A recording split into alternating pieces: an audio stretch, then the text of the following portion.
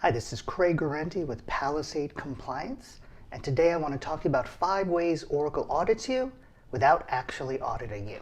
You know, when we think about audit risks at Palisade Compliance, we think of it as like a big iceberg.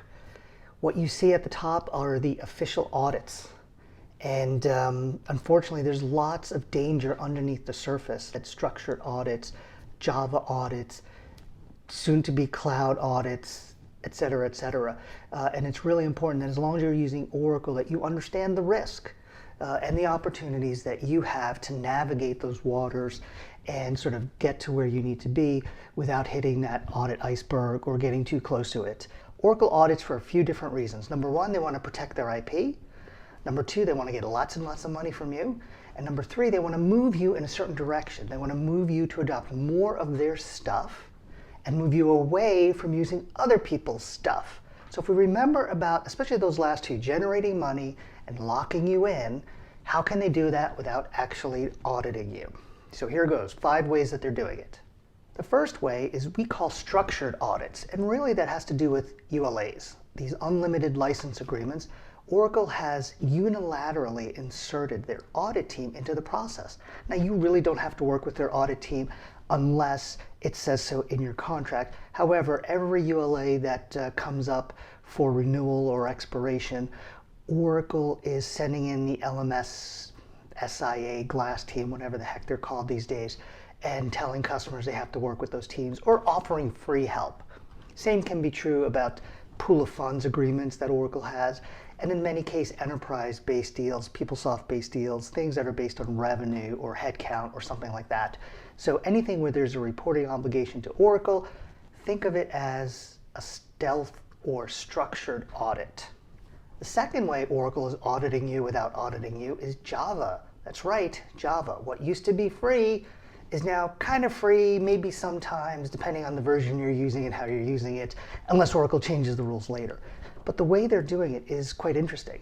When you install Java, especially on a Windows machine, information is actually being sent back to Oracle. And the Oracle sales teams are using that in very high pressure sales engagements with customers. So think about that. If you were using Oracle Database, when you install database, no information is being sent back to Oracle, but the same is not true for Java.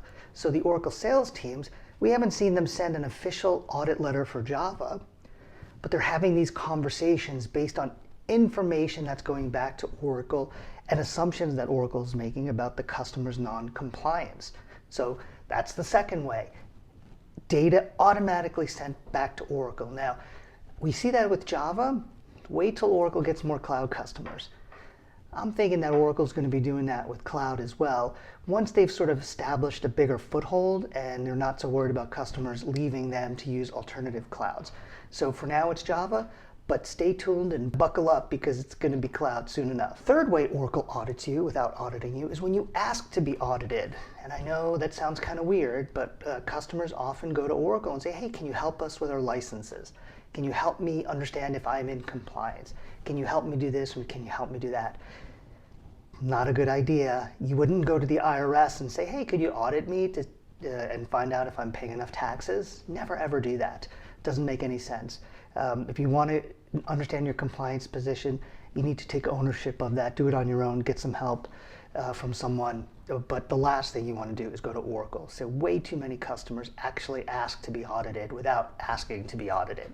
The fourth way Oracle audits you without auditing you is through their partners. That's right, many Oracle partners, if you look at their website, they'll say, hey, we've got free license consulting services. We're going to help you.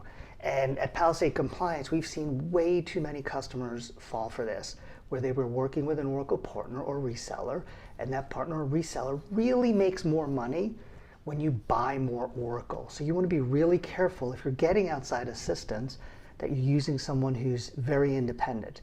In addition to that, in addition to the partner making more money, you just never know what information is going back to Oracle.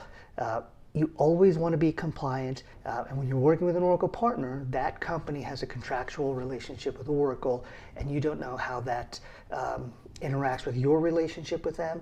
That Oracle partner has a vested interest in you buying more Oracle. And the final way that Oracle audits you without auditing you is just threatening to audit you. So remember, Oracle audits are designed to generate money and push you in a certain direction.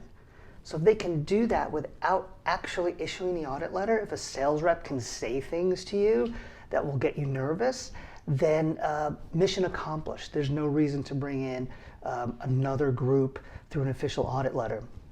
I will say that Oracle salespeople are very good about bringing in their audit folks, the LMS teams, in an unofficial capacity. So, hey, I want you to talk to my auditor because we really don't want to audit you, but you need to talk to them. And that gets companies worried, right? So that is the fifth way Oracle audits you without actually auditing you.